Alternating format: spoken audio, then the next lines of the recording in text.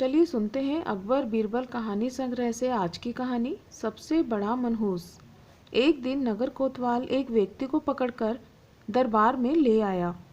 बादशाह के सामने उसका अपराध सुनाते हुए कहा, हुजूर आला, ये आदमी बहुत मनहूस है। इसकी वजह से नगर के लोगों को बड़ी तकलीफें होती हैं। सैकड़ों लोगों की शिकायतें आ चुकी हैं। एक की शिकायत है कि वह अपनी बेटी की सगाई लेकर जा रहा था, सुबह सुबह इसकी सूरत देख ली, सगाई टूट गई। दूसरे की शिकायत है कि वह शिकार को जा रहा था, शिकार पर निकलते ही इसकी शक्ल देख ली, शिकार तो दूर रहा, घोड़े से गिरकर वह लंगड़ा हो गया। तीसरे की शिकायत है कि उसने उसकी शक्ल देख ली तो उसका लड़का मर गया।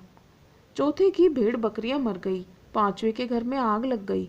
नगर कोतवाल अन्य लोगों की शिकायतें रखता, इससे पहले ही बादशाह ने हाथ उठाकर कहा, बस बस, अब इस आदमी को भी कुछ कहने का मौका दिया जाए। फिर घूमकर बादशाह ने लाए गए व्यक्ति से पूछा, बोलो, तुम्हें अपनी सफाई में क्या कहना है? बंदा परवर, लोग ऐसा कहते हैं, इसलिए मैं अपनी सफाई में क्या कहूँ। दरबारियों में से किसी ने कहा, ऐसे मनहूस व्यक्ति को देश निकाला दे दिया जाए, वरना इसकी मनहूसियत का साया पड़ने से जनता को आए दिन तकलीफें भोगनी पड़ेगी। बीरबल खामोश बैठे सही अवसर की प्रतीक्षा कर रहे थे।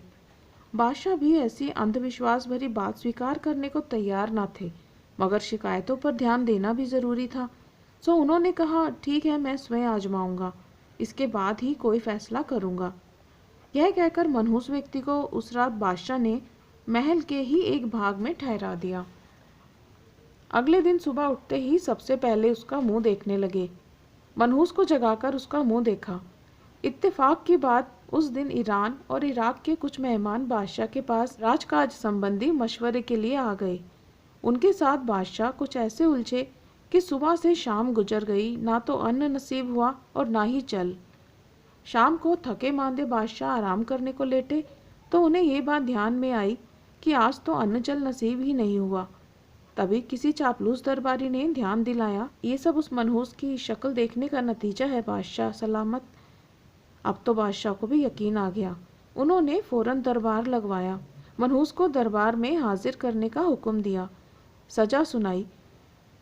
कल इस मनहूस के बारे में सजा तजवीज की गई थी कि इसे देश निकाला दे दिया जाए, मगर मेरे विचार से यह सजा कम है। ये जहाँ भी जाएगा अन्य लोगों को कष्ट उठाना पड़ेगा, जैसा कि मेरे साथ हुआ। आज सुबह सुबह इसका मुंह देखा, सारा दिन बीत गया, अन्न जल नसीब न हुआ। ऐसे मनहूस व्यक्ति के लिए बस एक ही चारा है, इसे फांसी पर चढ़ा दिया जाए। फांसी की सजा सुनते ही मनहूस के चेहरे पर कालिमा दौड़ गई। तभी बीरबल ने अपना स्थान छोड़ा। तुम्हें कुछ कहना है बीरबल? बादशाह ने पूछा। अगर आपकी ओर से कुछ कहने का हुक्म हो जहाँ पना, तो बंदा कुछ कहने की इजाज़त चाहता है। हाँ हाँ बोलो, बादशाह ने कहा। क्या मुझे मनहूस से कुछ पूछने की इजाज़त है? बीरबल आगे बढ़ते हुए बोले। क्यों नहीं, क्यों नहीं, बादशाह ने कहा। भाई मनहूस, एक बात बताओगे? डरो मत, तुम्हें सजा नहीं मिलेगी। बस इतना बता जाओ कि आज सुबह सुबह तुमने किसका मुंह देखा था, जिसकी मनहूसी के साए में तुम्हें मौत की सजा सुनाई गई? हुजूर बादशाह सलामत ने ही आकर मुझे जगाया था, इनका ही मुंह मैंने सबसे पहले देखा था। तब बीरबल ने कहा, अब आप स्वयं इंसाफ करें चिल्ले इलाही। आपने इसका मुंह देखा तो अनजल ना मिला, इसने आपका मुंह देखा तो इसे फांसी की सजा सुनने को मिली।